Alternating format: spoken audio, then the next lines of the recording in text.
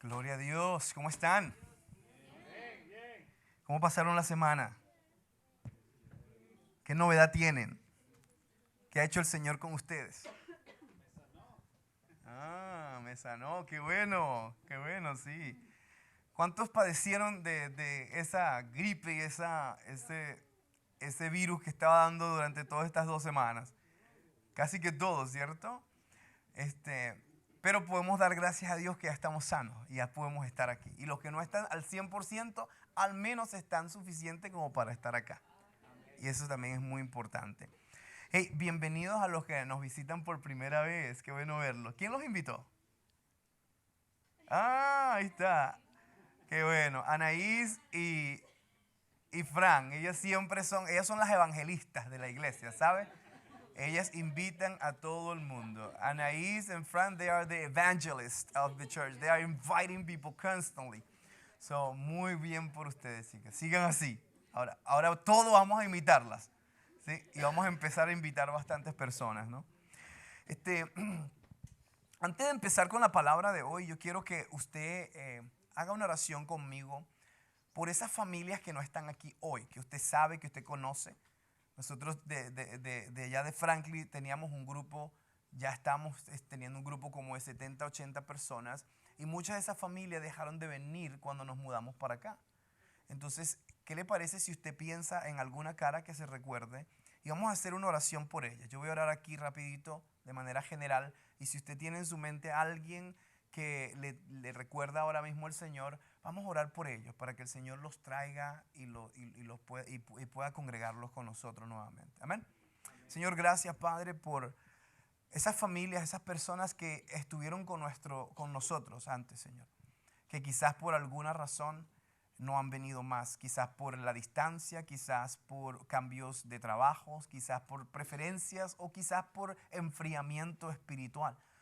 Yo te pido, Señor, que tú los toques, que tú, Señor, pongas en sus corazones el deseo de venir, de unirse a lo que tú estás haciendo. Señor, tú estás haciendo grandes cosas y no queremos perdernos lo que estás haciendo en la vida de muchos y también lo que quieres hacer en nuestra propia vida.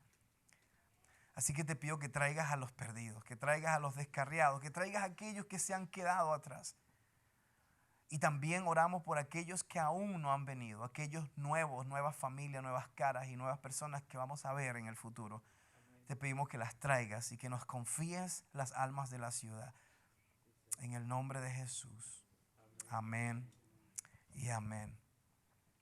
Gloria a Dios. Bueno, nosotros estamos en este mes ayunando, pero también en medio del ayuno, el pastor Mark, pastor Josh y yo teníamos en nuestro corazón el deseo de exaltar a Jesús este año más que nada. Que Jesús sea el centro, el tema, que sea todo lo que nosotros hablamos, todo lo que nosotros compartimos, todo lo que nosotros estamos como iglesia enfocados. Que sea Jesús, Jesús, Jesús. Y estamos tratando incluso de nuestra música, tratar de poner canciones que se enfoquen solamente en exaltarle a Él, a la presencia de Jesús, a su nombre poderoso. Y en ese sentir decidimos también hacer un estudio profundo y una línea de enseñanzas basadas en el libro de Juan. Juan es un libro del Nuevo Testamento, es el cuarto libro de los evangelios. Y es un libro que tiene muchos regalos espirituales, tiene una mina de tesoros que Dios quiere impartirnos, que Dios quiere darnos para que nosotros podamos crecer en Él y ser más como Él. Amén. Así que hoy vamos a empezar a estudiar Juan y vamos a ir capítulo por capítulo. Cada domingo vamos a estudiar un capítulo y vamos a estar compartiendo. Entonces, yo quiero que usted abra su Biblia y tenga su Biblia abierta porque vamos a estar estudiando el libro de Juan. Así que una de las cosas que nosotros, para establecer un fundamento, el Evangelio de Juan es el único evangelio que no se parece a los otros 3 evangelios. Si usted lee, por ejemplo, Mateo, Marcos y Lucas, Esos se llaman los evangelios sinópticos. Y la razón por la que se llaman sinópticos es porque se parecen, son similares, tienen similitudes. De hecho, cuando usted lee los evangelios, ven que se repiten los mismos milagros, las mismas historias, aunque cada escritor la relata con algo único que él agrega, pero son las mismas historias, las mismas personas sanadas y los mismos relatos, las mismas parábolas. Pero aparece el libro de Juan como algo único. Y el libro de Juan es importante que nosotros lo estudiemos porque en el libro de Juan, el enfoque principal del autor, que se cree que es Juan, lógicamente el escritor, es presentar a Jesús, pero lo que él era, su identidad, su deidad, su personalidad, su corazón. De hecho, hay una concordancia en el por qué Juan es llamado el discípulo a quien Jesús amaba. Ese nombre no se lo dio Jesús, no se lo dio otra persona, ese nombre se lo puso él mismo. ¿Por qué se puso él mismo ese nombre? Porque él escogió ser amado por Jesús. ¿Tú sabías que Dios te ama? ¿Tú sabías que Dios tiene un amor profundo por ti? Pero tú sabías que tú puedes disfrutar de ese amor a la medida que tú quieras, a la medida que tú tengas la decisión de hacerlo. Entonces Juan, en este sentido, decidió recibir el amor de Jesús mayormente que los otros discípulos. Y lo vemos a través de su relato, a través de su historia, al punto que Juan es denominado como el apóstol del amor. No hay una revelación del amor de Dios mayor que la que Juan pudo compartirnos a nosotros los creyentes. Y eso lo vamos a estudiar a través que estudiemos este libro. Ahora, ¿cuál es la diferencia de los 4 evangelios? Yo quiero que vayamos a través de ellos y vamos a hablar acerca de Mateo. Mateo, en este caso, fue escrito para una comunidad judía.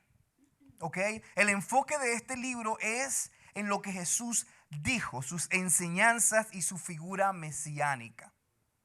Sabemos, por ejemplo, en el caso de Marcos, que es nuestro siguiente libro, fue escrito para la comunidad romana. Fue allí a donde Dios lo llamó. Marcos fue un predicador de los gentiles. Y este escrito, su enfoque principal no fue tanto lo que Jesús dijo, sino lo que Jesús hizo, sus milagros y su figura adámica. Fíjate las pequeñas diferencias. Ahora, Lucas, por ejemplo, Lucas fue escrito para la comunidad griega. Entonces, Mateo fue escrito para los judíos, Marcos fue escrito para los romanos, Lucas fue escrito para los griegos. Interesantemente, yo creo que muchos de ustedes no sabían esto. Lucas es el único evangelio que fue escrito por un creyente que no era discípulo directo de Cristo. De hecho, Lucas no era uno de los 12 apóstoles. Lucas era simplemente un creyente que decidió obtener el testimonio de los testigos oculares y poder adquirir toda la información. Y cuando nosotros decimos que la Biblia fue inspirada por el Espíritu Santo, podemos ver que como Lucas escribió el libro de Lucas y lo comparas con Marcos y con Mateo, tienen muchas similitudes, aunque ellos no se escribieron en el mismo tiempo o por los mismos autores. Lucas, por ejemplo, fue ese acompañante de Pablo en todas sus misiones y él fue el que ayudó a Pablo a escribir gran cantidad de las epístolas en el Nuevo Testamento. Entonces Lucas es definitivamente un gran personaje porque nos trae una pequeña balanza de una persona que no caminó directamente con Jesús, pero que aprendió y escuchó de todo su ministerio a través de los testigos oculares que sí caminaron con Jesús. Y tú sabes que en los tiempos de Jesús no era como nuestros tiempos, que nosotros tenemos la posibilidad de hacer búsquedas, investigaciones para nosotros enterarnos de las cosas. En aquel tiempo no había internet, no había manera de investigar ciertas cosas, y la única manera que era válida y que era de peso, incluso uno podía llevar hasta la corte y ganar casos, era a través de testigos oculares. Es por eso que la Biblia declaraba que por la boca de 2 o 3 testigos un asunto era establecido. Aunque no hubieran pruebas evidentes, si habían 2 o 3 personas que estaban de acuerdo en el asunto, se creía como que eso había sucedido, porque así era el poder del acuerdo. Entonces, el libro de Juan, en este caso, no fue escrito para una comunidad específica. El libro de Juan fue escrito para el mundo entero. ¿Por qué para el mundo entero? Porque Juan se enfoca no solo en lo que Jesús dijo, no solo en lo que Jesús hizo, como su figura mesiánica y toda su naturaleza adámica, pero también Juan se enfoca en quién Jesús era y su naturaleza divina. Ahora Juan no presenta a Jesús como el Mesías solamente. Ahora Juan no presenta a Jesús solamente como aquel enviado, como aquel que cumplió las palabras y las profecías del Antiguo Testamento, sino que lo presenta como aquel que precedió incluso la creación, cuando dijo y exclamó: en el principio era la palabra, y la palabra era con Dios, y esa palabra era Dios. Entonces Juan no nos dice mucho acerca de sí mismo, solamente continuamente se repite a sí mismo como el discípulo a quien Jesús amaba. Increíble, ¿no? Imagínate tú andando diciendo, vamos a suponer, yo soy el discípulo a quien el pastor ama. O yo soy el discípulo a quien Pastor Mark ama, yo soy su preferido. Imagínate tú presentándote a la gente de esa manera, ¿no? Suena un poquito arrogante, pero yo te voy a retar para que lo veas de otro punto de vista. Juan decidió acercarse a Jesús, decidió tener una intimidad con Jesús, tener un acercamiento a Jesús, que los otros discípulos simplemente decidieron tomarlo casualmente. Decidieron simplemente caminar a la distancia con Jesús. Los otros discípulos incluso le pedían a Juan que le hablara a Jesús ciertas cosas, porque ellos no tenían la valentía de hacerle preguntas a Jesús. ¿Se acuerdan allá cuando estaban en la mesa comiendo la última cena antes de Jesús ser crucificado? Pedro quería preguntarle algo a Jesús y le daba temor y temblor, y le dijo a Juan: Juan, pregúntale, ¿quién es el que lo va a engañar? Y Juan estaba recostado a su pecho y le dice al Señor: ¿quién es el que te va a engañar? Y Jesús dijo: aquel al que yo le dé el pan y el que se sienta conmigo a la mesa. Y ahí fue como Dios, él develó quién era el que lo iba a engañar. Pero fíjate cómo era tan cercano Juan, que él tenía ese acercamiento con Jesús. Yo te digo, yo quiero ser un discípulo como Juan. Aquel que se sienta a los pies de Cristo, que no se sienta a la distancia, que no mira a Jesús como que yo amo a Jesús, pero ahí estoy, no me meto mucho, no estoy muy involucrado, no estoy que tampoco es que soy un religioso, que ando orando todo el tiempo, sino que seamos como Juan, que estemos con Él continuamente, que lo busquemos, que lo anhelemos, que tengamos pasión por Él. Una de las cosas que la Biblia nos dice acerca de Juan es que él era hijo de un hombre llamado Zebedeo. Zebedeo era un hombre de negocios, un hombre que tenía una flota de barcos y pescaban.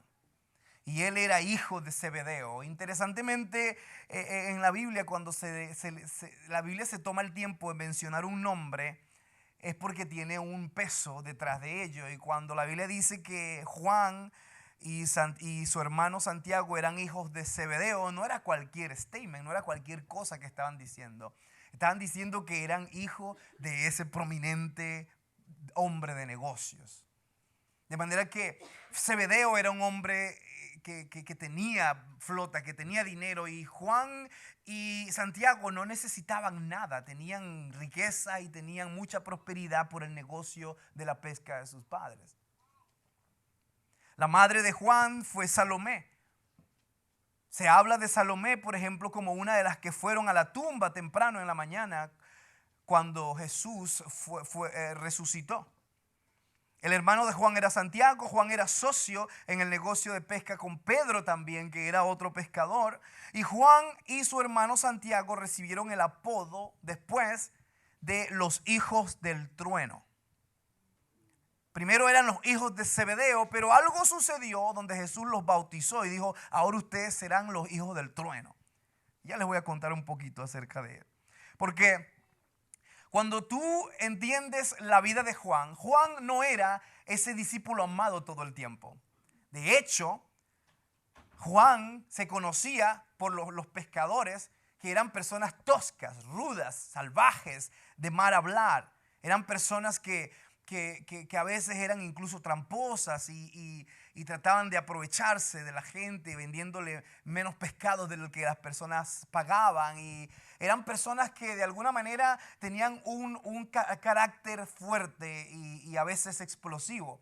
Y el ejemplo lo vemos cuando ellos fueron a Samaria y Jesús, los samaritanos se enfrentaron le estaban rechazando y llegó Juan y Santiago y le dijeron a Jesús, Señor, ¿quieres que oremos para que fuego descienda del cielo y los destruya esta ciudad?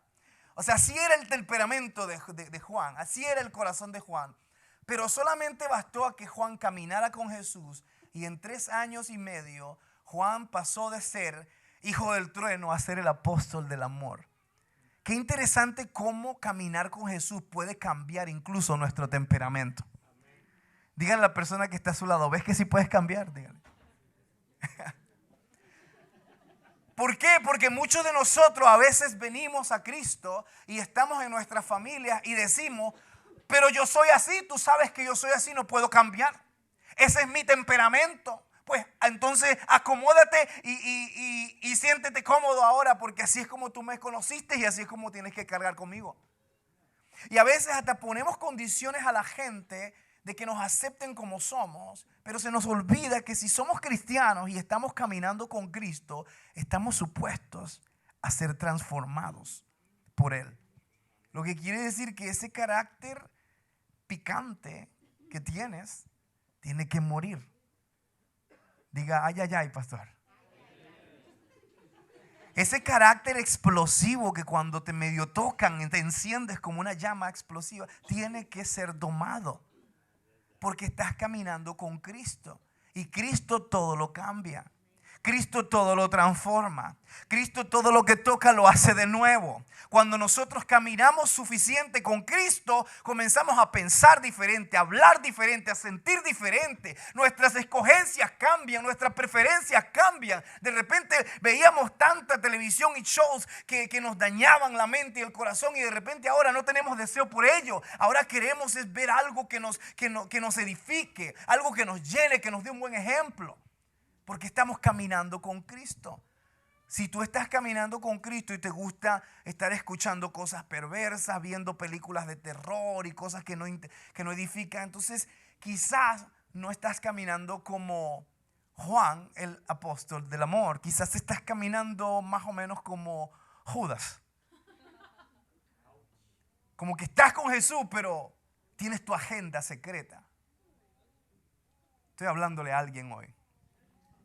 Entonces el Evangelio de Juan se centra en 7 señales milagrosas que muestran la divinidad de Jesús. Como por ejemplo la transformación del agua en vino en Caná y la resurrección de Lázaro.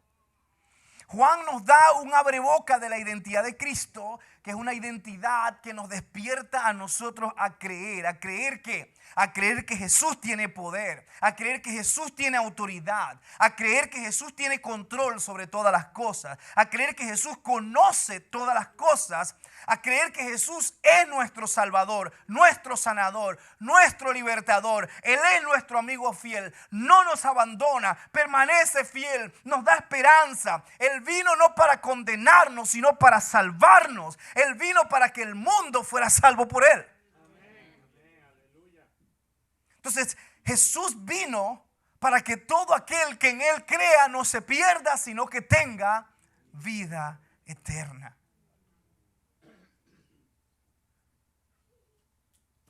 Entonces cuando nosotros vemos el libro de Juan nos despierta a creer en ese Jesús. Ahora yo quiero que vayamos y leamos Juan capítulo 1, versículo 1 al 14. Amén. Entonces abra su Biblia o encienda su Biblia.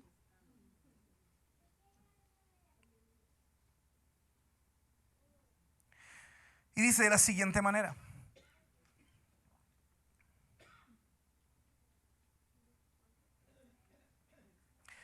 Dice, en el principio existía el verbo y el verbo estaba con Dios y el verbo era Dios. Él estaba en el principio con Dios. Todas las cosas fueron hechas por medio de Él y sin Él nada de lo que ha sido hecho fue hecho. En Él estaba la vida y la vida era la luz de los hombres. Y la luz brilla en las tinieblas y las tinieblas no la comprendieron. ¿Qué tal si nos ponemos de pie y leemos la palabra con reverencia? ¿Sí? Aleluya. Debí decirles eso al principio. Versículo 5. Y la luz brilla en las tinieblas y las tinieblas no la comprendieron. Vino al mundo un hombre enviado por Dios cuyo nombre era Juan. Este vino como testigo para testificar de la luz, a fin de que todos creyeran por medio de él. No era él la luz, sino que vino para dar testimonio de la luz. Existía la luz verdadera que al venir al mundo alumbraba a todo hombre. En el mundo estaba y el mundo fue hecho por medio de él y el mundo no le conoció. A los suyos vino y los suyos no le recibieron, pero a los que le recibieron y a los que creen en su nombre les dio el derecho de llegar a ser hijos de Dios. Es decir, a los que creen en su nombre. Versículo 13, que no nacieron de sangre ni de voluntad de carne ni de la voluntad del hombre, sino de Dios. Y el versículo 14 dice, y el verbo se hizo carne y habitó entre nosotros. Y vimos su gloria, gloria como la del unigénito del Padre, lleno de gracia y lleno de verdad. Amén. Pueden sentarse.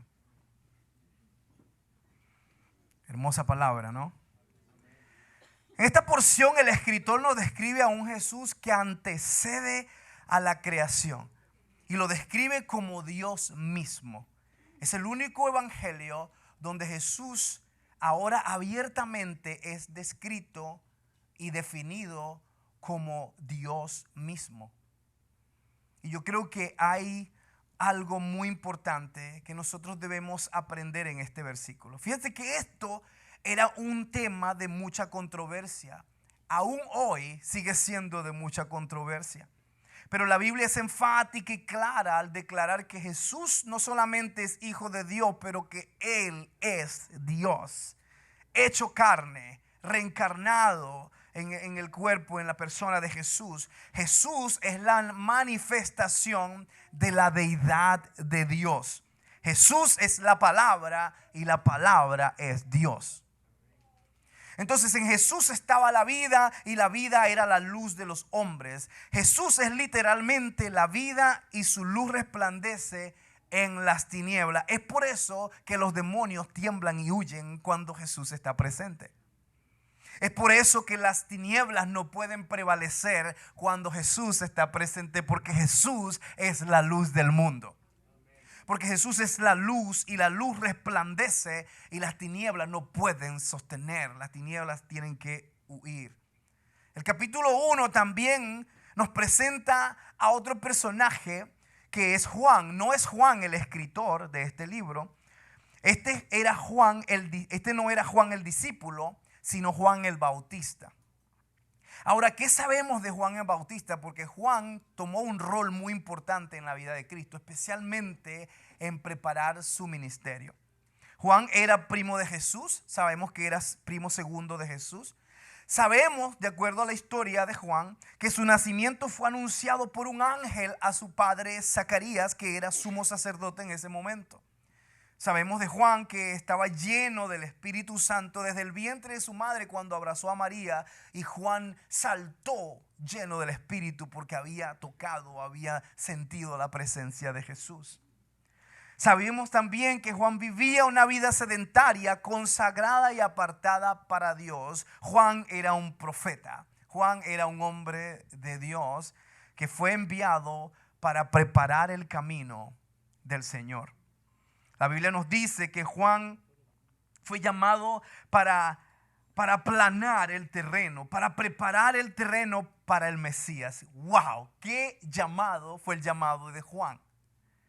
¿Tú sabías que todos los profetas del Antiguo Testamento anunciaron acerca de Jesús? Todos los profetas del Antiguo Testamento tuvieron el privilegio de en sus visiones, en su capacidad de ver hacia el futuro, pudieron ver al Cordero que iba a ser inmolado, a la Virgen concebir y dar a luz un hijo, a ese hijo que nos era nacido, hijo que nos era dado. Y todos los profetas pudieron ver. Moisés dijo: Dios va a levantar un profeta también como yo para reinar para siempre. Y todos ellos solamente profetizaron de algo que iba a suceder. Pero Juan fue el profeta que profetizó la venida de Cristo, pero la pudo ver. Él fue el encargado de preparar el camino para el gran Mesías esperado que había sido profetizado desde el principio. Es por eso que Jesús dijo que no hay un profeta mayor que Juan. No porque él era mayor que Elías o que Moisés o que cualquier otro profeta de la historia, sino porque él tuvo el privilegio de profetizar a Jesús y verlo con sus ojos, cumplir su profecía. ¿Tú sabías que en cierta manera tú y yo también tenemos el mismo llamado de Juan? Que es que preparar el camino para el Señor, para su venida.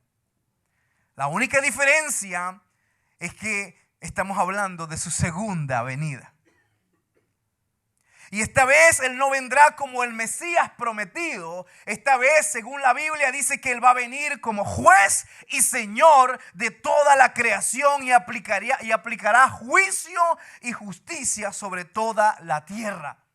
Él no vendrá como el Cordero inmolado. Él vendrá como el Rey y soberano Señor de toda la creación, para imponer su derecho y su justicia sobre el mal y sobre toda su creación. ¿Estás listo para ese momento? Sabes que siempre a veces leemos en carteles, en carro, y dice: Jesús viene pronto. ¿Estás listo? Esa pregunta te la hago yo a ti hoy. Si Jesús viene hoy, ¿estás listo para recibirlo? ¿Estás listo para darle la bienvenida? ¿Estás preparado para cuando suenen el sonido de las trompetas? Cuando toda la tierra se estremezca y el sonido de las trompetas sea escuchado. ¿Estás listo para recibir al gran Rey? Vamos a hacer una pausa para pensar en ese momento. Tú sabes que el versículo 12 y 13 nos da una dirección, pero también nos da un sabio consejo. En el versículo 12 nosotros leemos que: mas a todos los que le recibieron y a los que creen en su nombre, se les dio el derecho, la potestad, el poder de ser ¿qué? Hechos hijos de Dios. Entonces, nosotros cuando creemos en Jesús y lo recibimos en nuestras vidas, Él nos da el derecho de ser llamados hijos de Dios. Esto es lo que en teología denominamos el nuevo nacimiento. Diga conmigo: nuevo nacimiento. ¿Qué es lo que sucede en el nuevo nacimiento? Dios en Jesús nos hace de nuevo y volvemos a nacer como una nueva criatura, engendrados espiritualmente. Esta vez no es físicamente. Es por eso que cuando Nicodemo le dice a Jesús: ¿cómo puedo yo volver al vientre de mi madre y nacer de nuevo? Jesús le dijo: no estás entendiendo, Nicodemo. No se trata de ese nacimiento. Entonces, este es un evento que sucede sin la intervención de hombre, ni de mis acciones, ni tampoco de mis propios esfuerzos. Yo no puedo ganarme el derecho de nacer de nuevo. Yo no puedo esforzarme para nacer de nuevo. No es algo para lo que yo tengo que calificar y así obtener. El nacer de nuevo es una obra totalmente de Dios. Empieza en Él y termina en Él. De hecho, la Biblia dice que Jesús es el autor y Él es el consumador de nuestra fe. El verso 14 nos despliega una visión más clara del por qué nosotros creemos en Jesús. ¿Y por qué debemos creer en Él? ¿Y por qué debemos creer de que Él es Dios y no solamente el Hijo de Dios? Jesús estaba lleno de gracia y de verdad, y esto significa que tenía en Él toda la gracia y toda la verdad. El versículo 14 nos dice, y el Verbo se hizo carne y habitó entre nosotros, y vimos su gloria como la gloria del unigénito del Padre, lleno de ¿qué? De gracia y de verdad. La palabra lleno viene del griego que significa completo, es decir, que no le falta nada. Entonces, cuando hablamos de que Jesús estaba lleno, quiere decir que tenía toda la gracia y toda la verdad en su completa definición en Él. No le faltaba absolutamente nada. Jesús vino con su gracia y con su verdad. Ahora, ¿qué sucede con la gracia y la verdad? Versículo 17 nos dice lo siguiente. Porque la ley fue ¿qué? Dada por medio de Moisés, pero la gracia y la verdad vinieron por la gracia y la verdad, dice, fueron hechas realidad por medio de Jesucristo. ¿Sabes qué es interesante? Que la Biblia usa estos términos. La ley fue dada, la ley fue impuesta, la ley fue una demanda, la ley fue algo que se nos lanzó como un látigo para exponer nuestra maldad y nuestro pecado. Pero la Biblia, cuando habla de la gracia, dice la gracia y la verdad vinieron. No fueron impuestas, no fueron latigadas, no fueron clavadas para castigarnos, sino que fueron un regalo de parte de Dios. No es lo mismo que algo sea impuesto a que algo venga y te sea ofrecido. Entonces Jesús vino a revelarnos. La palabra realidad, fueron hechas realidad, significa literalmente revelar algo que está escondido. Entonces, cuando Jesús vino, Él vino a revelarnos a ti y a mí el corazón del Padre, el verdadero corazón de Dios. Entonces, cuando Jesús aparece en escena, nos revela el corazón del Padre. Entonces, la ley fue una imposición, la gracia y la verdad fueron un regalo. La ley fue dada como una demanda, la gracia y la verdad vinieron para cumplir esa demanda. La ley exigía al hombre perfección, la gracia y la verdad le proveyeron al hombre esa perfección. La ley juzgaba y condenaba aún hasta lo mejor de nosotros, mas la gracia y la verdad salvan aún hasta lo peor de nosotros. Porque donde abunda el pecado, mayormente abunda la gracia. Jesús vino a salvarnos, no para que nos perdiéramos.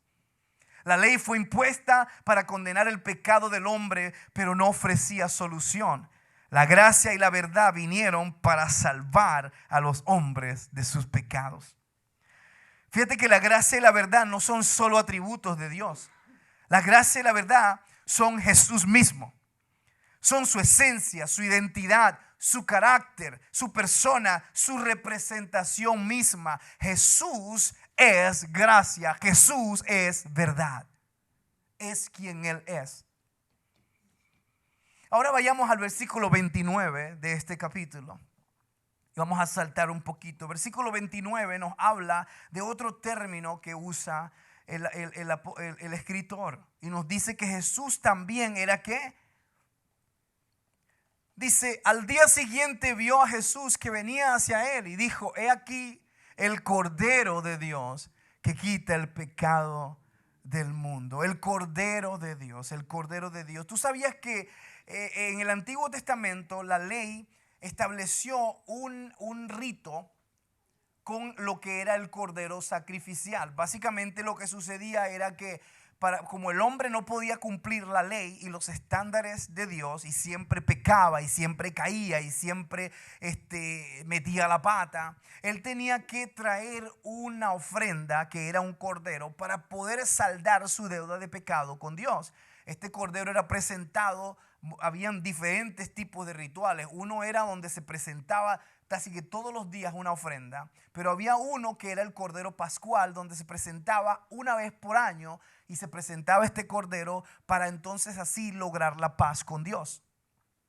Ahora, cuando Juan nos habla del Jesús como el Cordero de Dios, lógicamente los discípulos que son judíos y que saben lo que significa el Cordero, ellos empiezan ahora a relacionar las escrituras y se van allá desde el principio de la ley donde se establecieron todos estos ritos y empiezan ahora, pero el Cordero, Jesús es el Cordero.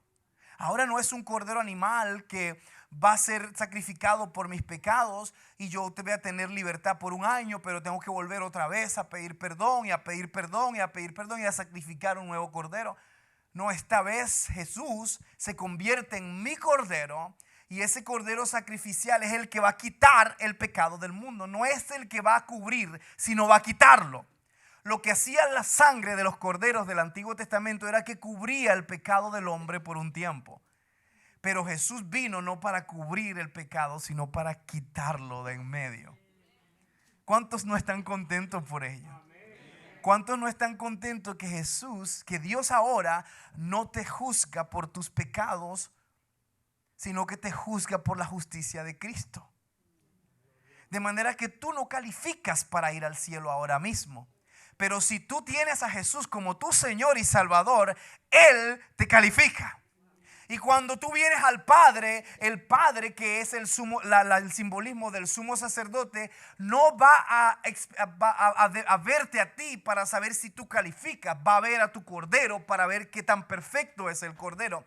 Y de la perfección del cordero dependerá la perfección de tu sacrificio y de tu perdón. Entonces, como sabemos que Jesús es el Cordero perfecto de Dios que quita el pecado del mundo, entonces por la gracia de Cristo tú y yo somos perdonados. Somos perdonados. No porque nos los hemos ganado. Tú no puedes hacer nada para ganarte el perdón de Dios. Tú no puedes pagar para ganarte el perdón de Dios. Tú no puedes hacer sacrificios para ganarte el perdón de Dios. Tú no puedes ser más fiel en la iglesia para que Dios te perdone. Tú no puedes hacer absolutamente nada para ganarte el perdón de Dios. ¿Por qué? Porque el perdón de Dios se paga con una moneda que no es una moneda que nosotros poseemos. Esa moneda es la sangre de Cristo y ya fue derramada en la cruz del Calvario. Y Jesús es nuestro Cordero.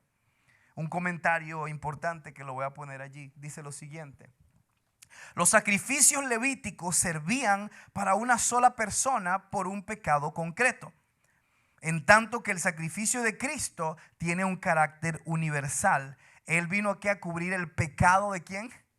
Del mundo. El objeto de esta salvación son hombres de toda tribu, de todo pueblo y de toda nación.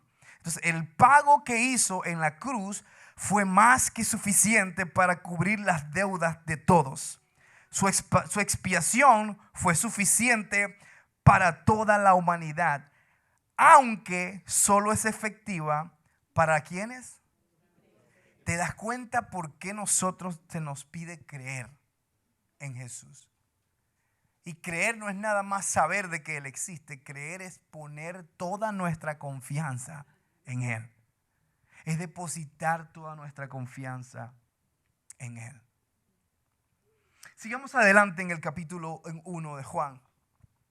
Ahora vamos a desplazarnos a los versículos 35 al 41, donde Jesús comienza a llamar a sus discípulos.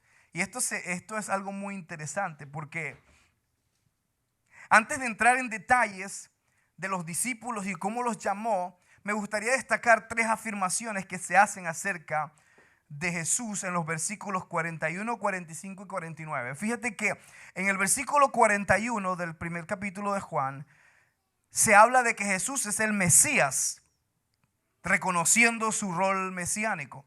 En el versículo 45 se habla de Jesús como de aquel de quien escribió Moisés, reconociendo su rol profético. Y en el versículo 49 se habla de Jesús como el Hijo de Dios, Rey de Israel, reconociendo su origen divino y su soberanía sobre toda la tierra y sobre toda la creación. Ahora es impresionante cuando pensamos en los discípulos de Jesús, porque cuando Él empieza a llamar a sus discípulos, estas eran personas que no calificaban. De hecho, eran hombres comunes, algunos de ellos sin educación. sin educación alguna, sin experiencia en el ministerio, sin ningún tipo de antecedentes religiosos. Cualquiera de nosotros los hubiera descalificado al solo mirarlos.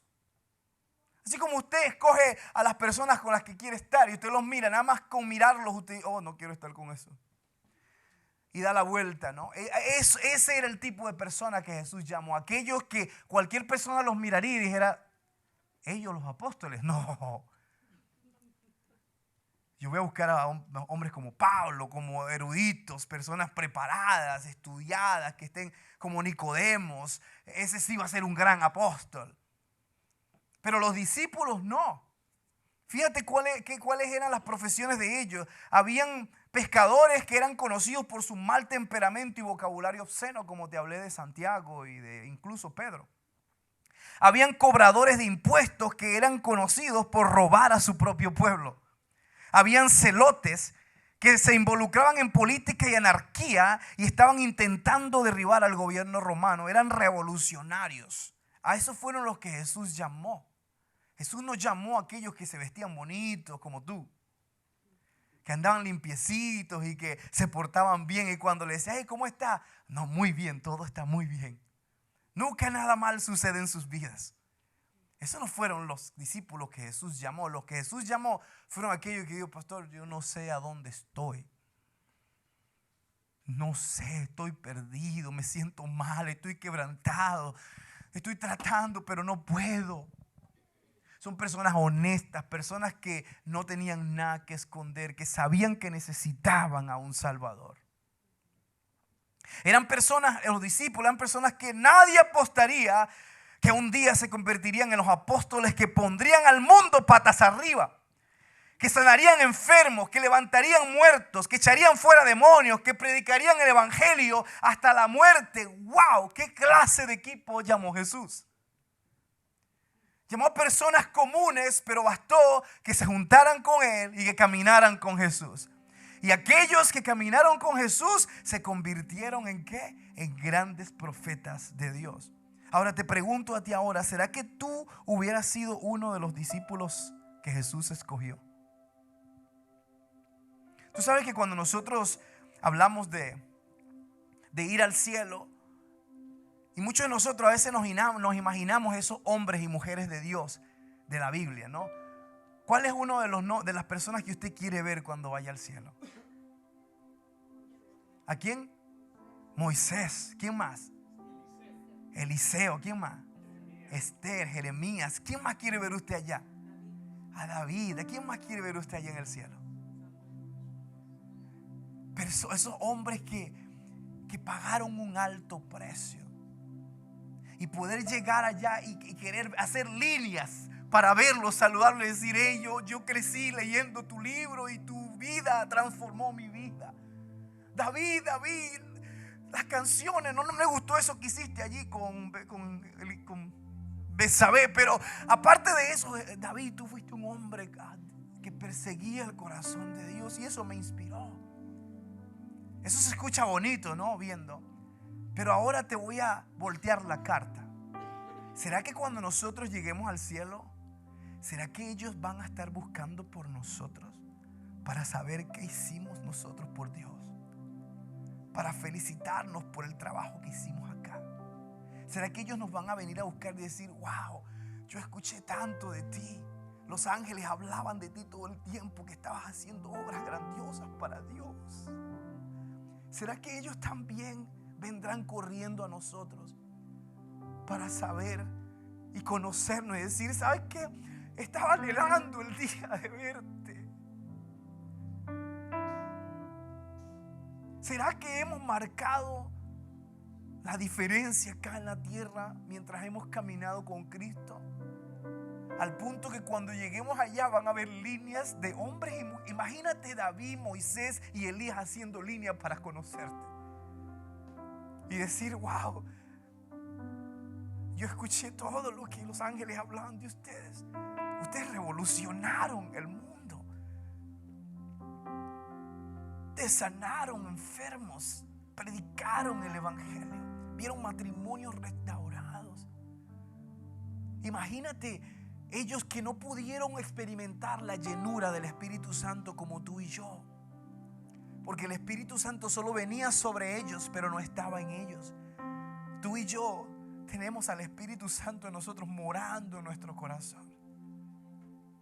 Imagínate ellos viniendo a ti diciendo: wow, escuché cómo te movías en señales, en milagros y en prodigios. ¿Tú sabes cuántos milagros hizo David? 0. David nunca oró por un enfermo, vio a un muerto levantarse. David nunca vio a un ciego recibir la vista. David nunca vio a una persona ser sanada. Excepto aquella ocasión cuando tocó el arpa y a través de su música los demonios que atormentaban a Saúl huyeron de él. Pero tú y yo tenemos al Espíritu Santo de Dios en nosotros. El Espíritu Santo que habita en nosotros, y la Biblia nos dice que es el Espíritu de Cristo. De ese Jesús que estamos hablando, aquel que es el principio, que es la palabra, que es Dios mismo, aquel que creó todas las cosas y todas las cosas subsisten por Él, para Él y por Él. Aquel que controla todas las cosas, los tiempos están en sus manos, la tierra misma y el universo se pasean la palma de su mano. Él está en completo control. La Biblia dice que Él es el Padre eterno, Dios fuerte, príncipe de paz. Ese mismo Jesús, su Espíritu, mora en nuestra vida si le hemos dicho que sí a Él. ¿Será que ellos van a alinearse así y van a andar buscando por ti? Si no es así, si no has sido tú una buena representación de Cristo acá en la tierra, todavía tienes tiempo de serlo, ¿sabes?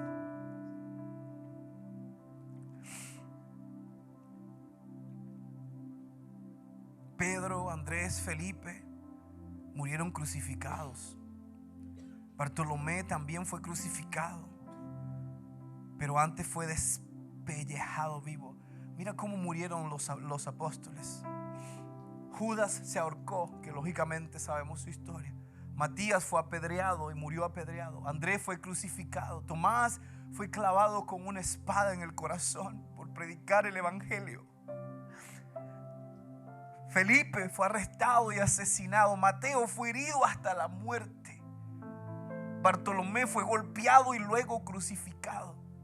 Siguiente. Simón, el celote, ese que era revolucionario, fue capaz de dar su vida por Cristo al punto de ser cortado por la mitad por predicar el evangelio. Judas Tadeo fue martirizado. Santiago, el hermano de Juan, fue decapitado por Herodes. Santiago, el hijo de Alfeos, fue apedreado y asesinado. Pedro fue crucificado y pidió ser crucificado al revés, porque decía: yo no soy digno de morir como mi Señor. Y Juan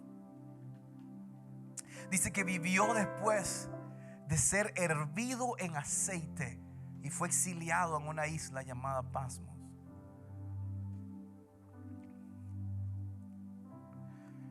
Ellos fueron capaces. Yo me imagino que cuando ellos llegaron a la presencia de Dios, muchos profetas y grandes del Antiguo Testamento estaban alineados para conocerlos a ellos. De hecho, la Biblia habla de 24 tronos y se cree que esos 24 tronos, 12 de ellos son de esos apóstoles.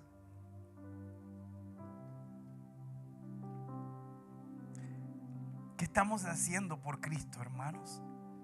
Vivimos en un mundo que nos ha consumido vivos. Vivimos en un mundo que nos está devorando vivos.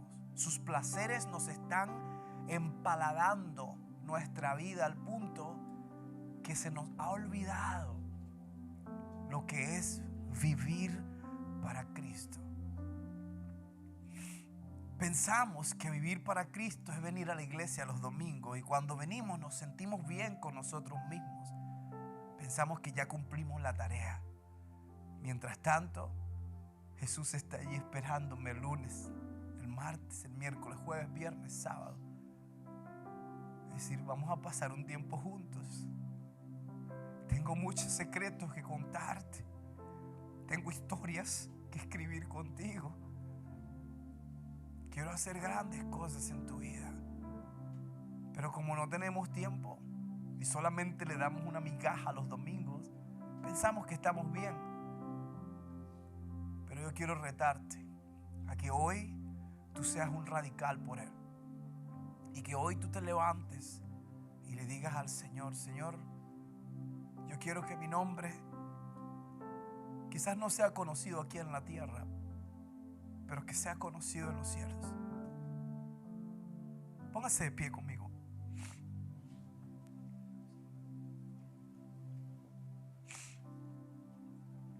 Lo que quiero decirte con todo esto es que nosotros la tenemos fácil, ¿sabes? Sí, la tenemos fácil porque no hemos entendido el Evangelio.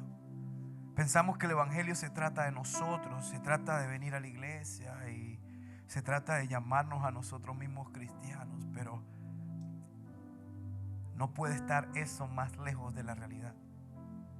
Jesús no nos salvó para que nosotros nos sintiéramos bien con nosotros mismos. Jesús no nos salvó para que viviéramos en una burbuja de vida pensando que el mundo gira alrededor de nosotros. Jesús no nos salvó para que luciéramos bonitos. Él nos salvó para que anunciemos sus virtudes, su mensaje, su amor, su reino, su gracia y su verdad con el mundo. Él nos salvó para que ya no vivamos nosotros, sino que Cristo viva en nosotros.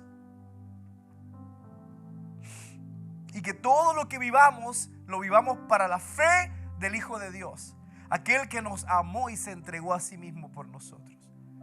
Por eso hay un costo.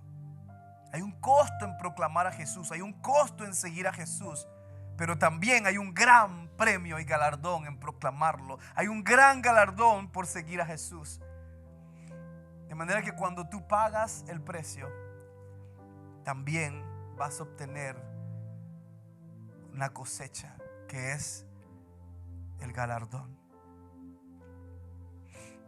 Yo quiero hacer un llamado mientras estoy cerrando. Si tú estás acá y tú no tienes una relación con este Jesús del cual yo estoy predicando, yo quiero que tú levantes la mano allí donde estás y digas: yo quiero recibir a Jesús en mi corazón.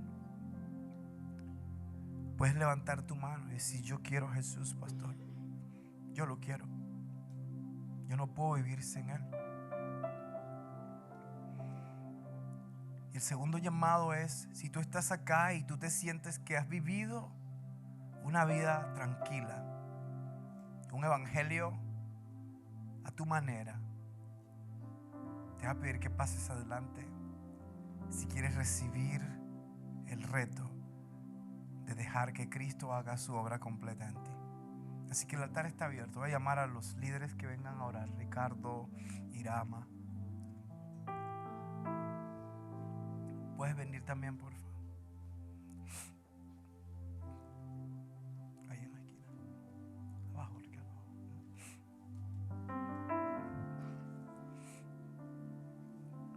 Entonces vamos a orar. Y si tú te sientes como que estás bien y tu nombre es conocido en los cielos y los apóstoles van a hacer filas allá para verte, entonces no tienes que cambiar nada. Pero si te sientes de otra manera, este es el momento que tú no puedes perder. Porque cuando tú confiesas a Jesús delante de los hombres, Él te confesará delante de su Padre. Y así tu nombre será escuchado. Así tu nombre será reconocido. Amén. Vamos a orar. Señor, te doy gracias, Padre, por lo que has hecho. Gracias por tu palabra y por tu mensaje. Gracias, Señor. En tus manos encomiendo este mensaje y estas palabras. Y en tus manos encomiendo el corazón de cada uno. El altar está abierto, puedes pasar adelante, queremos orar, pero hasta ahora podemos oficialmente decir: el servicio ha concluido. Que el Señor te bendiga y te guarde. Que el Señor haga resplandecer su rostro sobre ti y te muestre misericordia. Que el Señor alce su rostro de aprobación sobre tu vida y te llene de paz. Que la fortaleza de Dios esté contigo. Que la palabra de Dios te guíe, que su sabiduría te guíe. Que la mano de Dios te proteja y que tú seas sellado en Cristo, hoy y para siempre. En el nombre de Jesús. Amén y amén. Está el altar abierto, puede pasar adelante. Me gustaría orar por alguno de ustedes.